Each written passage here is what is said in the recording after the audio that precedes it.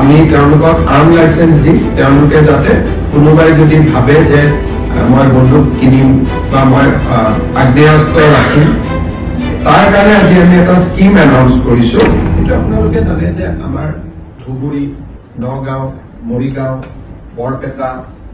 south সালমাৰা Goalpara আদি বিভিন্ন জিলাত আমাৰ খিলঞ্জীয়া লোকসকল তাত যিহেতু আমি সংখ্যালঘিষ্ঠ খিলঞ্জীয়া লোকসকলে যথেষ্ট নিৰাপত্তাৰ প্ৰশ্ন তেওঁলোকে সদায় সন্মুখীন হৈ থাকিব লাগে বিশেষকৈ বাংলাদেশৰ হোৱা ঘটনাৱলীৰ পৰিপ্ৰেক্ষিতত তেওঁলোকে বাংলাদেশৰ ফালৰ পৰাও আক্ৰমণৰ বলি হ'ব পাৰে আৰু নিজৰ গাঁওখনতো আক্ৰমণৰ বলি হ'ব পাৰে সেই পৰিপ্ৰেক্ষিতত আজি কেবিনেটে সিদ্ধান্ত লৈছে যে আমাৰ অসমত এনেকুৱা যিবিলাক ভালনাৰেবল এৰিয়া আছে তাত খিলঞ্জীয়া জনসাধাৰণক আৰ্ম লাইসেন্স দিয়ে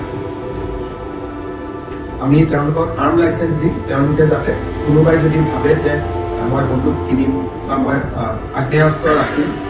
তাৰ কাৰণে আজি আমি এটা স্কিম এনাউন্স কৰিছো special schemes for grant of arm licences to original inhabitants and indigenous Indian citizen in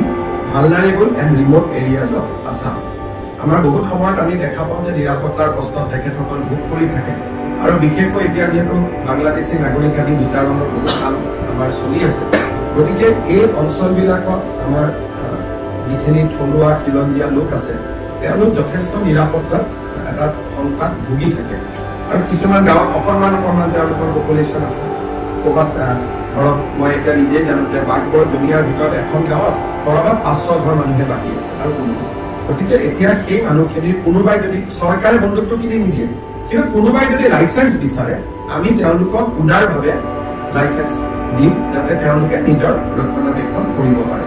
এইটো এটা সেই অঞ্চলৰ মানুহৰ বহুদিনীয়া এটা অনুৰোধ আৰু দাবী আছিলে ইয়াৰ ফলত ঢিং ৰূপহী লাহৰীঘাট এই অঞ্চলবিলাকৰ পকেটত যিবিলাক আমাৰ অসমীয়া মানুহ এতিয়াও আছে তেওঁলোকে সদায় ভয়ত জেগাখিনিৰ পৰা ওলাই আহিব লাগে মাটি বাৰী বিক্ৰী কৰি ওলাই আহিব লাগে এতিয়া আমি তেওঁলোকক কৈছো যে চৰকাৰে আপোনালোকে লাইসেন্স খোজক আমি আৰ্মছ লাইসেন্স আপোনালোকক দি দিম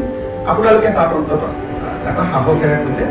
থাকিব পাৰিব চৰকাৰেতো সাহস দিয়ে আছে এটা অতিৰিক্তভাৱে আপোনালোকে এটা সাহস পাব এই এটা সিদ্ধান্ত আজি কেবিনেটে খুব এটা ইম্পৰ্টেণ্ট মাইলষ্টন বহু দিনৰ পৰাই দাবীবিলাক অসম আন্দোলনৰ সময়ৰ পৰাই দাবীবিলাক আছিলে কিন্তু কোনো চৰকাৰে সাহস কৰা নাছিলে যে আমি দিব পাৰিম নোৱাৰিম এই দাবীবোৰ আজি নহয় অসম আন্দোলনৰ দিনাখনৰ পৰাই দাবীবোৰ আছিলে আৰু তেতিয়াই যদি আমাৰ থলুৱা মানুহখিনিক আৰ্ম লাইসেন্স আমি দিলোহেঁতেন হয়তো বহুত মানুহ নিজৰ ঘৰ মাটি বিক্ৰী কৰি নাহিলেহেঁতেন আজি কেবিনেটে যিটো আমাৰ যিটো জাতি মাটি ভেটিৰ যিটো কল্পনা তাক আমি আগুৱাই লৈ গৈ আজি আমি সিদ্ধান্ত লৈছো যে য'তে অসমীয়া মানুহ সংখ্যালঘিষ্ঠ থলুৱা মানুহ জনজাতীয় লোক য'তেই সংখ্যালঘিষ্ঠ তেওঁলোকে তাতে আৰ্মছ লাইসেন্সৰ কাৰণে আবেদন কৰিব পাৰিব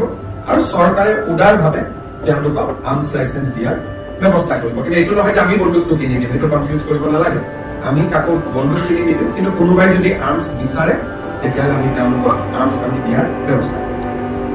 Indo Bangla border Indo Bangla border শব্দটো আমি কোৱা নাই মই খালি উদাহৰণ দিছো যে আজিয়ে কিয় কেবিনেটে সিদ্ধান্তটো ল'বলগীয়া হ'ল কিন্তু উত্তৰটো হ'ল যে ভালনাৰেবল এণ্ড ৰিমোট এৰিয়া